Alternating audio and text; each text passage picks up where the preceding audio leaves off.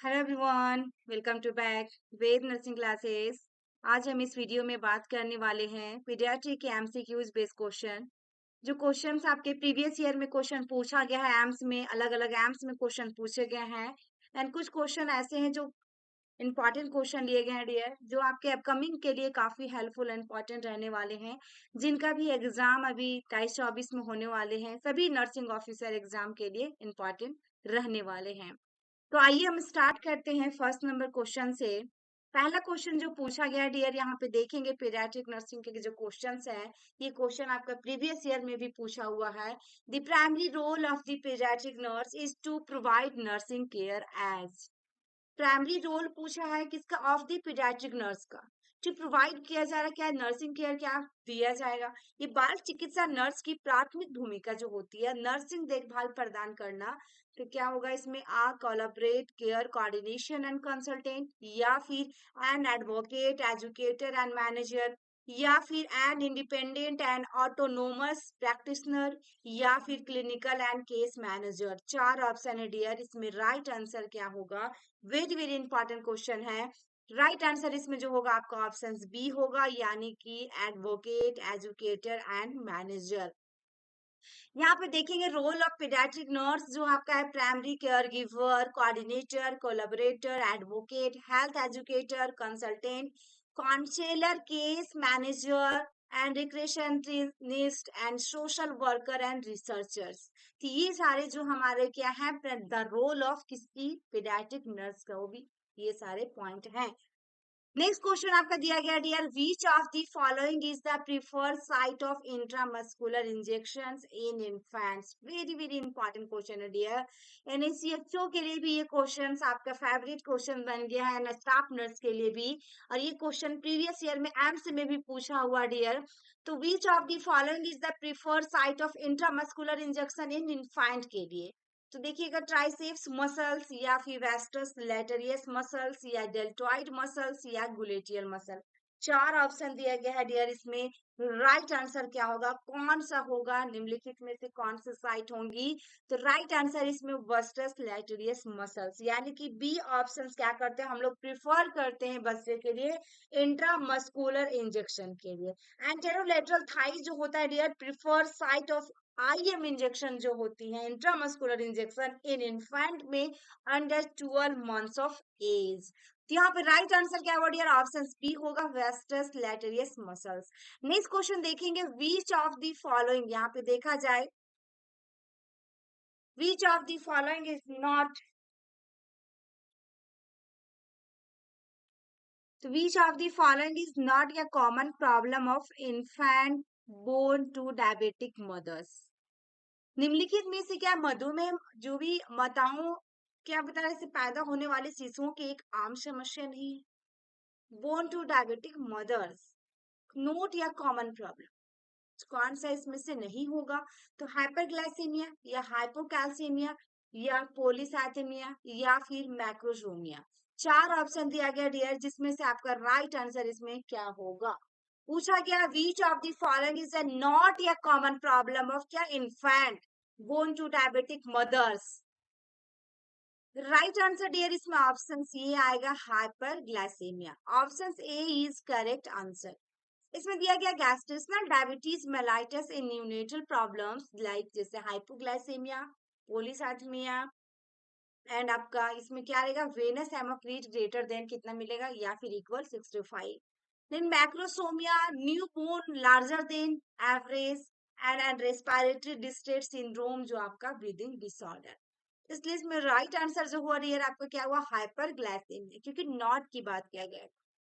Next question हमारा जो दिया गया डियर, देखा जाए इसमें कि which of the following test is used to check whether freeze sensitive vaccines have been damaged by exposure to temperature below 0 degree Celsius. Which of the following test use to check whether freeze sensitive vaccine की बात किया dear, कि निम्न में से किस परीक्षण का उपयोग यह जांचने के लिए किया जाता है कि क्या फ्रीज जो आपका एक्सपोजर टू सेंसिटिव वैक्सीन यानी कि संवेदनशील जो टीके होते हैं, वैक्सीन होता है, उसे 0 डिग्री सेल्सियस से नीचे के तापमान के संपर्क में आने से क्षतिग्रस्त हो सकते हैं, हो गए हैं, है ना। बिलो 0 डिग्री सेल्सियस पे क्या क्या रखा गया, तो क्या डैमेज हो गया है। तो इसमें शॉक टेस्ट या स्टिक टेस्ट या सेक टेस्ट करते या सिक टेस्ट, 4 ऑप्शन दिया गया डियर। राइट आंसर इसमें जो होगा ऑप्शन सी होगा, sac test. Very very important question है डियर, ये क्वेश्चन आपका प्रीवियस में एम्स नॉन सेट में क्वेश्चन पूछा गया है। यहाँ sac test was designed to detect freeze damage in freezer sensitive vaccines such as DPT, जितने भी टी फॉर्म में आते हैं dear, DT, TD, TT, typhoid and hepatitis B. This vaccine must never be frozen, इसे हम frozen नहीं करते हैं, एज दिस रेड्यूस कर देता है कि इसको इम्यूनोजेनिसिटी को कम कर देता है। तो राइट आंसर इसमें क्या हुआ, ऑप्शन सी, यानी कि सेक टेस्ट करते हैं। नेक्स्ट क्वेश्चन देखिएगा dear, all are feature indicative of physiological jaundice of या newborn except physiological and pathological types of jaundice, या फिर फिजियोलॉजिकल जॉन्डिस पूछा है डियर। सभी विशेषताएं नवजात शिशु के शारीरिक पीलिया का संकेत देती है, किसी एक को छोड़कर। It appears before attending 24 hours of age and it fades by 7 day of life, या फिर it peaks by 3rd day of life, या फिर it appears after attending 24 hours of age। 4 option है डियर, इसमें राइट आंसर क्या होगा, 3 option जो होंगे फिजियोलॉजिकल जॉन्डिस में आएंगे, लेकिन एक जो आएगा पैथोलॉजिकल यानी कि एक्सेप्ट में पूछा है इसलिए। तो देखा जाए इसमें राइट आंसर जो हो रहा ऑप्शन सी होगा, यानी कि आपका 24 आवर से पहले पहले जो अपीयर होगा ये इसमें नहीं जाएगा। तो देखिए, neonatal physiological jaundice appear after 24 hours life due to breakdown of red blood cells. किसकी हो रही है, ब्रेकडाउन हो रही है, कौन टूट रहा, RBC. Jaundice in the first 24 hour after birth is often consider किसमें करेंगे डियर, पैथोलॉजिक जॉन्डिस में। ये हुआ हमारा right answer A. Next question आपका दिया गया है डियर, यहाँ पे देखा जाए, विच वैक्सीन स्टोर किया जा रहा है at the freezer compartment of the refrigerator. Refrigerator के फ्रीजर डिब्बे में कौन सा टीका संग्रहित किया जाता है, तो ओपीवी, हेपेटाइटिस बी, और आपका डीपीटी या हेपेटाइटिस जो पेंटावैलेंट है, या एचपीवी। 4 ऑप्शन दिया गया डियर। तो राइट आंसर इसमें क्या होगा, वेरी वेरी इंपॉर्टेंट क्वेश्चन है आपका, इसमें आपकी राइट आंसर क्या होगी। राइट आंसर इसमें ऑप्शन सी ए आएगा, यानी कि OPV. Option A is correct answer. Next question देखेंगे, sunset sign is seen in the following conditions. Sunset sunset sign जो दिख रहा है seen in the following condition, कौन सी कंडीशंस में सनसेट साइंस देखने को मिलेगा, यानी कि सूर्यास्त का चिन्ह जो होता है ना, निम्न अवस्था में देखा जाता है, पाइलोरिक स्टेनोसिस में, या हाइड्रोसेफालस में, टेट्रालॉजी फाइलोट, या सीजर्स में, किसमें देखने को मिलेगा डियर, तो राइट आंसर डियर इसमें ऑप्शन बी आएगा, यानी कि हाइड्रोसेफालस में। Sunset sign phenomenon is an ophthal, देखिएगा ऑफ्थाल्मोलॉजिक साइन होता है, सीन इन चिल्ड्रेन, बच्चे में देखने को मिलता है। साथ में हाइड्रोसेफालस रहेगा, ड्यू टू इंक्रीज क्या रहेगा, आईसीपी रहेगा, इंट्राक्रैनियल प्रेशर भी आपका बढ़ा रहेगा। In this eyes are often rolled downward so that the white part of the eye, जिसको स्क्लेरा कहते हैं, visible below the upper eyelid. ठीक है, तो राइट आंसर हुआ ऑप्शन बी। नेक्स्ट क्वेश्चन देखिएगा डियर, इसमें दिया गया है, a physician order IV potassium 4H with hypertonic dehydration. A nurse perform which of the following highest priority assessment before administrating the potassium, यानी कि फिजिशियन ऑर्डर किया ivy potassium के बारे में। एक चिकित्सक क्या कर रहा, हाइपरटोनिक निर्जलीकरण वाले एक बच्चे के लिए आईवी पोटेशियम का आदेश क्या करे, दे रहे हैं, यानी कि ऑर्डर दे रहे हैं आईवी पोटेशियम के लिए। तो एक नर्स पोटेशियम देने से पहले निम्नलिखित में से कौन सा देखिए, priority assessment before administrating the potassium, देने से पहले कौन सा सर्वोच्च प्राथमिकता मूल्यांकन करती है, यानी कि सबसे पहले कौन सा मूल्यांकन करेगी, तो टेकिंग टेम्परेचर, या टेकिंग ब्लड प्रेशर, या ऑब्टेनिंग या वेट, या फिर चेकिंग यूरिन आउटपुट, क्योंकि यहाँ पे पोटेशियम की बात किया जा रहा है डियर, और आईवी देना है। तो राइट आंसर इसमें डी होगा, checking urine output.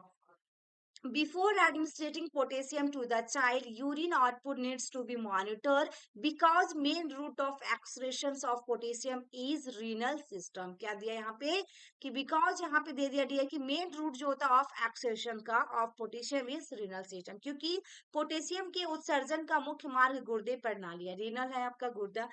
If urine output is less than 30 ml per hour, the patient is at risk for developing hyperkalemia. यदि यूरिन आउटपुट 30 ml से कम हो रहा है डियर प्रत्येक घंटा में, तो हमारा क्या हो सकता है, पेशेंट हाइपर कैलेमिया में जा सकता है. नेक्स्ट क्वेश्चन देखेंगे डियर. नेक्स्ट क्वेश्चन हमारा पूछा गया है, during the assessment of fluid and electrolyte status in your site the nurse need to keep in mind that. During the assessment of fluid and electrolyte status की बात किया है. एक बच्चे में द्रव और इलेक्ट्रोलाइट स्थिति के आकलन के दौरान क्या ये नर्स को क्या need to keep in mind that, यानी क्या ध्यान रखना चाहिए. The kidney is as mature as adult kidney, या intake of fluid will be less, या फिर infant body has less percentage of water as compared to an adult, या फिर children are having large body surface area. चार option है इसमें dear. इसमें right answer आपका क्या होगा, ऑप्शन डी आएगा, यानी कि children are having large body surface area. Next question देखिएगा डियर, यहाँ पे दिया गया है कि intraosseous enterocytosis drug administration is typically used when a child is. इंटेरोसियसिस जो ड्रग एडमिनिस्ट्रेट किया जा रहा है, उपयोग आमतौर पर तब किया जाता है जब एक बच्चा क्या होता है, आपका क्या होगा, एक्यूटली टिल अंडर एज 3, या फिर देखिएगा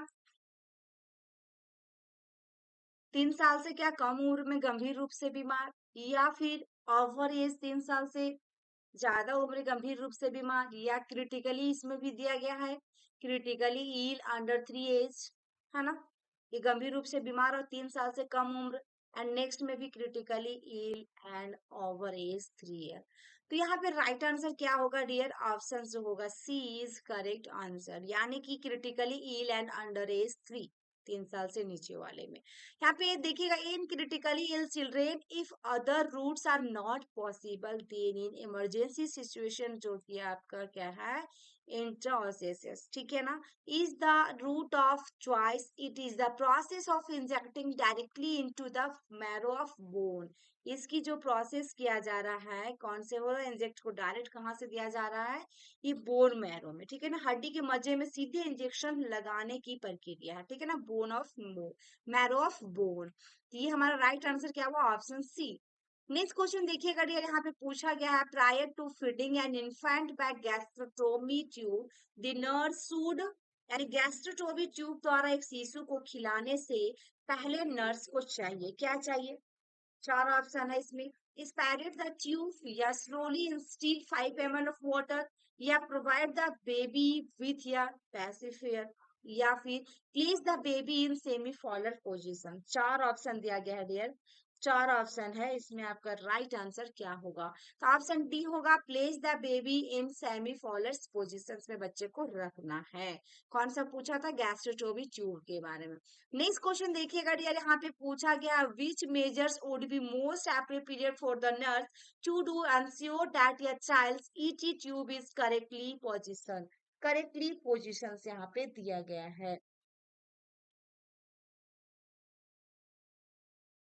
Auscultate for abdominal breath sounds, या mark the tracheal tube at the child's sleep, या फिर watch for allo display on CO2 monitor, या फिर inspect for water vapor in the tracheal tube. Right answer dear इसमें क्या होगा, क्योंकि इसमें क्वेश्चन में पूछा गया कि नर्स के लिए सुनिश्चित करने के लिए कौन सा उपाय सबसे उपयुक्त होगा कि बच्चे की ईटी ट्यूब सही ढंग से स्थित हो. तो राइट आंसर डियर इसमें ऑप्शन सी होगा, यानी कि watch for yellow display on CO2 monitor. देखिएगा, capnography is a non-invasive method monitoring the level of CO2 is exhaled breath to assess a patient's ventilator status. Become a standard of care जो रहेगा, the CO2 detect जो किया जाएगा should change color from purple to yellow. क्या होगा, colour क्या होगा आपका, CO2 जब डिटेक्ट होगा आपका detector should change, CO2 detector को बैंगनी से पीले रंग में बदलना चाहिए. किसमें बताना चाहिए? पर्पल कलर जो रहता है उसको येलो में, तब ये क्या हुआ? सही। नेक्स्ट हमारा checking for the presence of water vapour is an unreliable method because condensation में बी प्रेजेंट, यहाँ पे दिया गया है, may be present even if the tube in esophagus, क्योंकि ट्यूब के अंत नाली में होने पर भी संघनन मौजूद हो सकता है, कंडेंसेशन होने पर भी क्या हो सकता है? एसोफेगस की यहाँ पे बात किया गया है। तो ये हमारा इसमें राइट आंसर क्या हुआ डियर? ऑप्शन सी हुआ, यानी कि हमें क्या करना? वॉच करते रहना yellow display on CO2 monitor में। Option C is correct answer.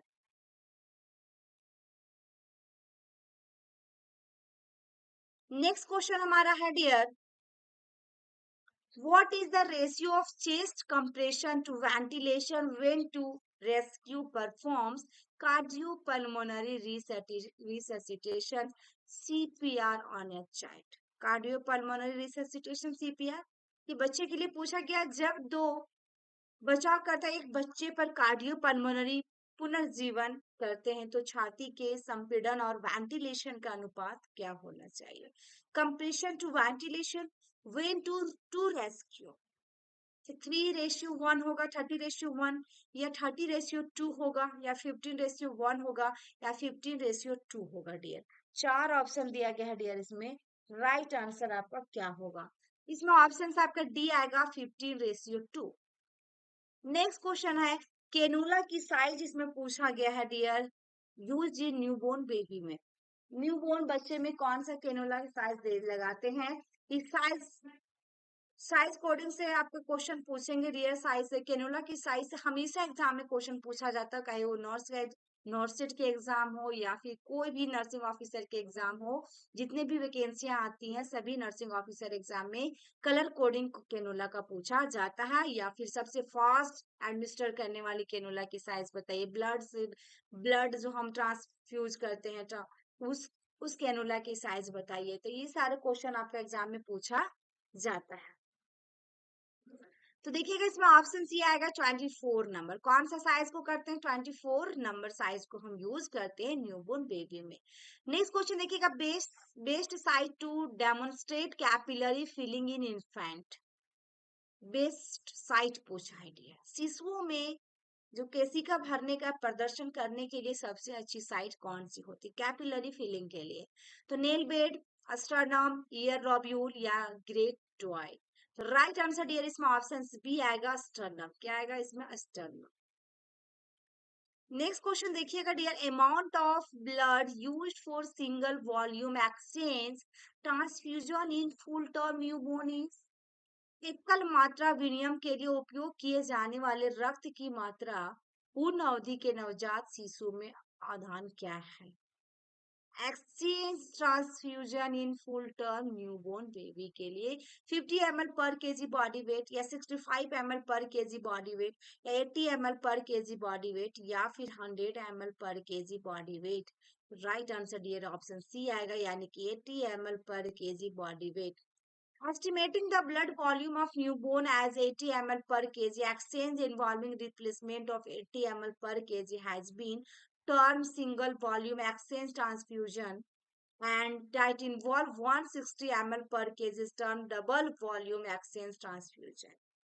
यहाँ पे दिया गया डियर, जो एस्टिमेटिंग ब्लड वॉल्यूम न्यूबॉर्न के लिए 80 ml per KG exchange involving replacement में रहेगा 80 ml per kg has been term single volume exchange किया जाएगा। जैसे ही हमारा डबल वॉल्यूम एक्सचेंज ट्रांसफ्यूजन किया जाएगा तो 80 दोनों आपको इंटू कर देगा 16, यानी कि 160 ml per KG term volume रहेगा। सिंगल वॉल्यूम यहाँ पे पूछा गया क्वेश्चन में, इसलिए 80 हुआ, डबल पूछता तो 160 होता। नेक्स्ट क्वेश्चन देखिएगा डियर, यहाँ पे क्वेश्चन में पूछा गया है कि which one of the following statements is most appropriate to convince a mother for immunization of her child. निम्नलिखित में से कौन सा कथन एक माँ को अपने बच्चे के टीकाकरण के लिए मनाने के लिए सबसे उपयुक्त है? Immunization is okay for your baby, या vaccine are expensive and you are getting it free, then आपका vaccine will prevent the occurrence of diet disease in future for which is treatment, या government will take care of all post immunization complication. चार option दिया गया है dear, इसमें right answer क्या होगा? तो ऑप्शन सी आएगा, यानी कि vaccine will prevent the occurrence of that disease in future for which it is meant. तो सी ऑप्शन इसमें सही होगा कि यानी कि टीके जो होते हैं भविष्य में उस बीमारी की घटना को रोकेंगे जिसके लिए यह है। नेक्स्ट क्वेश्चन हमारा है कि which of the following symptoms suggest that the child have severe dehydration. निम्नलिखित में से कौन सा लक्षण बताता है कि बच्चे को गंभीर क्या है? डिहाइड्रेशन यानी कि निर्जलीकरण। तो इरिटेबल हो एंड रेस्टलेस होगा, या हु ड्रिंक्स वाटर ईगरली, एंड उसके बाद लेथार्जिक और अनकॉन्शियसनेस। चार ऑप्शन दिया गया है डियर, चार ऑप्शन दिया गया है, इसमें राइट आंसर क्या होगा? तो ऑप्शन डी आएगा, लेथार्जिक और अनकॉन्शियसनेस, क्योंकि यहाँ पे सीवियर डिहाइड्रेशन की बात किया है। एक चीज और मैं बताना चाहूंगी डियर, इससे क्वेश्चन हमेशा एग्जाम में पूछता है लेथार्जिक से रिलेटेड, इसलिए इसको आप अच्छे से देख लीजिएगा। Lethargic and unconsciousness is the sign of severe dehydration in child, it requires immediate IV fluid replacement. ये आपका जो डिहाइड्रेशन से रिलेटेड माइल्ड मॉडरेट सीवियर, ये तीनों में से एक क्वेश्चन आएंगे डियर, ठीक है। Irritability, restlessness and drinking water eagerly are symptoms of mild to moderate dehydration, यहाँ पे दिया गया है। इसमें क्या रहेगा? सीवियर में यदि बात किया जाए डिहाइड्रेशन में, हम क्या करते हैं? आईवी फ्लूइड रिप्लेसमेंट करते हैं, इरिटेबिलिटी रहेगा, रेस्टलेस रहेगा, and drinking water eagerly are symptoms of mild to moderate dehydration, ठीक है ना। क्योंकि ये जो ड्रिंकिंग वाटर एक रैली जो बता रहा है डियर, ये बच्चा क्या कर रहा है? उत्सुकता से पानी पीना, ठीक है ना। तो ये चीजें हैं। चिल्ड्रन विद सीवियर डिहाइड्रेशन में आल्सो हैव, जैसे एक्सेसिव स्लिपनेस होगा, सनकेन आइज हो जाएगा, डिस्कलर हैंड एंड फीट हो जाएगा, persistent wrinkling of the skin होगा, and faster heart rate, extreme thirst होगा। ये सारे आपका सिम्टम्स हैं। नेक्स्ट क्वेश्चन देखिएगा dear, a clinic nurse is assessing a child for dehydration, the nurse determines that the child is moderately dehydrated if which symptoms is noted on assessment। तो यहाँ पे एक क्लिनिक नर्स निर्जलीकरण के लिए एक बच्चे को आकलन कर रही है। नर्स को निर्धारित करते हैं कि बच्चा मामूली निर्जलित है, अधिमूल्यांकन पर कौन सा लक्षण नोट किया गया है? तो फ्लैट फंटानेल्स, या मोस्ट म्यूकस मेम्ब्रेन होगा, या पेल स्किन कलर होगा, या ओलिगोरिया होगा। चार ऑप्शन दिया गया है डियर, तो इसमें राइट आंसर जो होगा ऑप्शन डी होगा, ओलिगोरिया। ओलिगोरिया यहाँ पे sign of dehydration, it is defined as a urine output less than कितना 1 ml per KG per hour इन इन्फेंट। ये है हमारा ये डेफिनेशन हुआ, यानी कि 1 ml per KG per hour. इससे भी क्या रहेगा? यूरिन आउटपुट जो हो रहा है इससे भी कम हो रहा है। Less than 0.5 ml per KG per hour in children, and less than 400 ml और 500 ml पर 24 आवर इन अडल्ट। सभी में अलग अलग दिया है दिया। इन्फेंट की बात किया गया है, चिल्ड्रेन की बात किया गया, अडल्ट की बात किया गया है। This equals to 17 or 21 ml per hour. So sunken or depressed fontanelle are seen in dehydration. Mucous membrane would be dry in dehydration. Or skin can be cold or turgor, not pale. ये सारे जो आपका ओलिगोरिया में symptoms देखने को मिलेगा dehydration वाले में, ठीक है ना। और यहाँ पे डिहाइड्रेशन जो पूछा आपका सीवियर डिहाइड्रेशन की बात क्या है, तो राइट आंसर इसमें जो हुआ आपका oliguria, option D is correct answer. ये यूरिन आउटपुट वाले क्वेश्चन एग्जाम में पूछते हैं, इन्फेंट के लिए, अडल्ट के लिए और चिल्ड्रेन के लिए। नेक्स्ट क्वेश्चन जो दिया गया है dear, and next and last question है आपका, ये क्वेश्चन का आंसर आपको कमेंट बॉक्स में करना होगा। डेली आप लोग को ये क्वेश्चन दिए जा रहे हैं, तो पूरी वीडियो के अंत तक आप लोग लगता है नहीं बने रहते हैं। जितने भी क्वेश्चन अपलोड किए जा रहे हैं डियर, प्रीवियस ईयर के पेपर के साथ साथ इंपॉर्टेंट है, जो आपके एग्जाम के लिए काफी हेल्पफुल और इंपॉर्टेंट रहने वाले हैं। देखिएगा इसमें, while administrating IV fluid for the management of dehydration among the following is the most important nursing intervention। यानी कि निर्जलीकरण के प्रबंधन के लिए आईवी द्रव का प्रशासन करते समय निम्नलिखित में से सबसे महत्वपूर्ण नर्सिंग हस्तक्षेप क्या होगा? चार ऑप्शन में एक पुट करना आप लोगों को कमेंट बॉक्स में। आई होप कि मेरी वीडियो आपको अच्छी लगी डियर, तो लाइक कीजिएगा, शेयर कीजिएगा, एंड कमेंट बॉक्स में प्यारा सा कमेंट जरूर करें dear. Thank you for watching my video. फिर मिलते हैं नेक्स्ट वीडियो में।